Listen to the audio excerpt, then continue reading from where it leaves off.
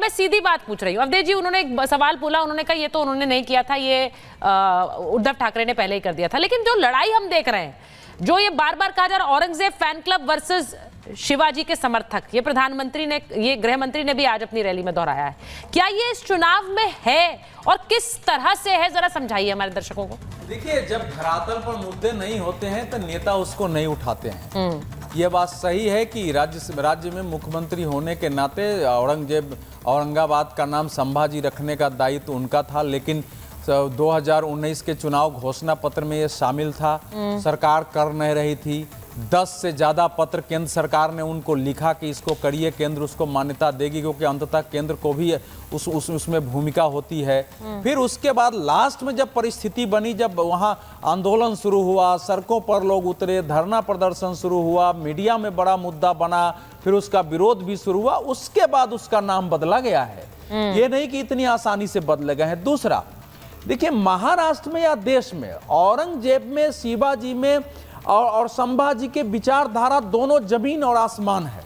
कोई एक ही तरफ हो सकता है, दोनों तरफ हो ही नहीं सकता है। मुसलमानों में ऐसे शासक हुए हैं जो हिंदू मुसलमान दोनों के साथ रहे, उनमें तो समझ में आती है, लेकिन औरंगजेब में तो हो ही नहीं सकता है ना, किसी एक तरफ आपको रखना पड़ेगा।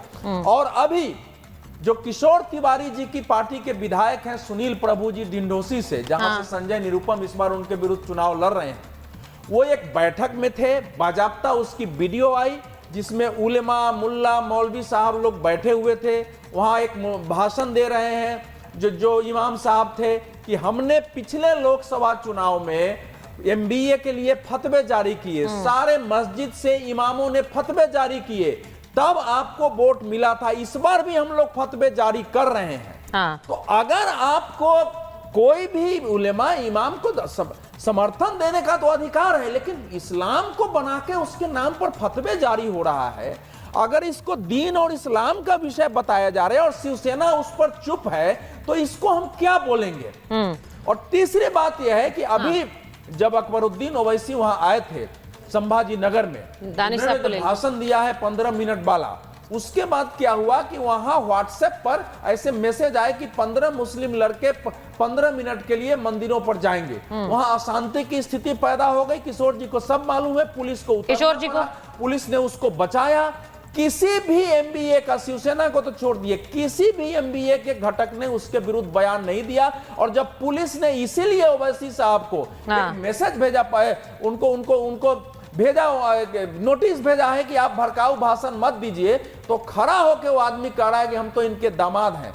तो अब सवाल यह है कि अगर उद्धव ठाकरे वाकई हिंदू हृदय सम्राट की पार्टी के उत्तराधिकारी हैं, तो मैं तो नहीं मानता हूं कि हनुमान चालीसा कहने पर किसी पर राजद्रोह का मुकदमा हो जाएगा, उसको उठा के जेल में डाला जाए। मैं एक चीज देखिए, मैं अजीज खान साहब दिख रहे हैं, अजीज खान साहब, किशोर जी मैं आ रही हूँ। देखिए, मैं बात अभी टोटल चुनावों की कर रही हूँ, तो सिर्फ महाराष्ट्र, यूपी सबकी बात हो रही है। मैं एक बार जरा, जब हम कह रहे हैं औरंगजेब फैन क्लब और शिवाजी समर्थक, तो उसका मतलब क्या है। एक मैं बड़ी खबर बता दूं और अजीज खान साहब इसे सुनिएगा, क्योंकि उसके बाद आप ही के पास आऊंगी।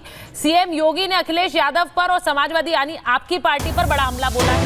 उन्होंने कहा कि हमारी विरासत भगवान राम और राम मंदिर वाली है, और सपा की विरासत खान मुबारक, अतीक और मुख्तार वाली है। अब ये देख लीजिए, खान मुबारक, अतीक और मुख्तार वाली विरासत है। अब इसका मतलब क्या है, जरा एक बार सुन लीजिए, उसके बाद वापस आ रही। इनकी विरासत अगर देखना हो तो खान मुबारक ही समाजवादी पार्टी की वास्तविक विरासत है। अतीक अहमद और मुख्तार अंसारी इनकी वास्तविक विरासत है।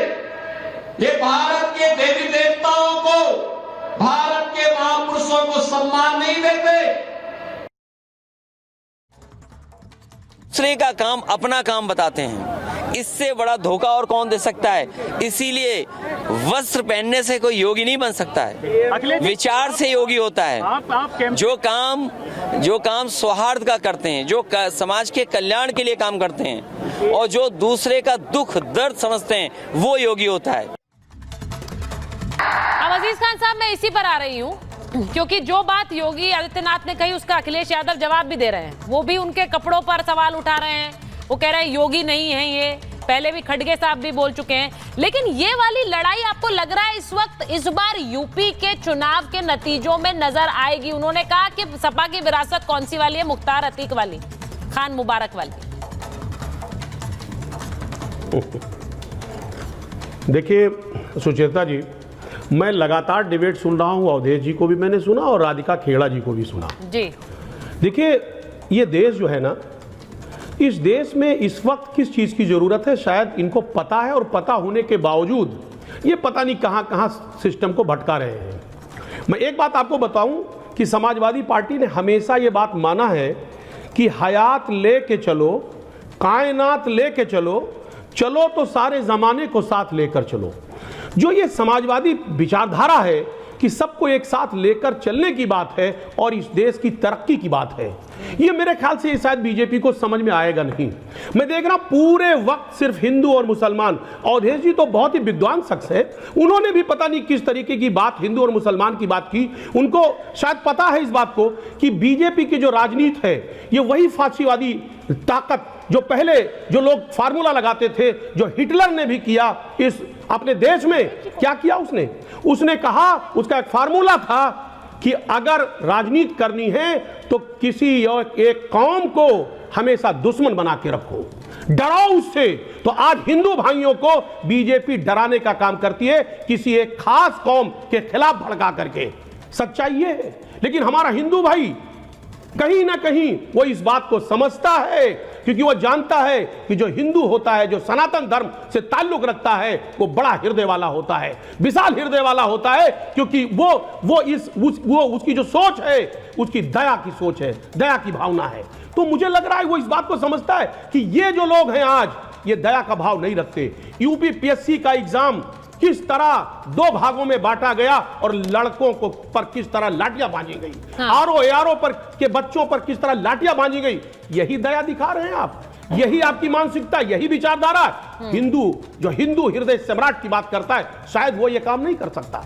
वो ये नहीं करेगा कि नीट के अभ्यर्थी जो एग्जाम भी दिया, उनके पेपर आउट हो गए, बिहार में किस तरह लोग पकड़े गए, किस तरह गुजरात में लोग पकड़े गए, लेकिन उसके बावजूद भी संसद में जाकर के शिक्षा मंत्री बयान देते साहब कोई पेपर आउट नहीं हुआ। सीबीआई ने थोड़े दिन पहले चार्जशीट जारी किया, चार्जशीट कहीं ना कहीं भेजा, आपने देखा कितने लोगों को उसमें आरोपित किया, कितने लोगों को बनाया।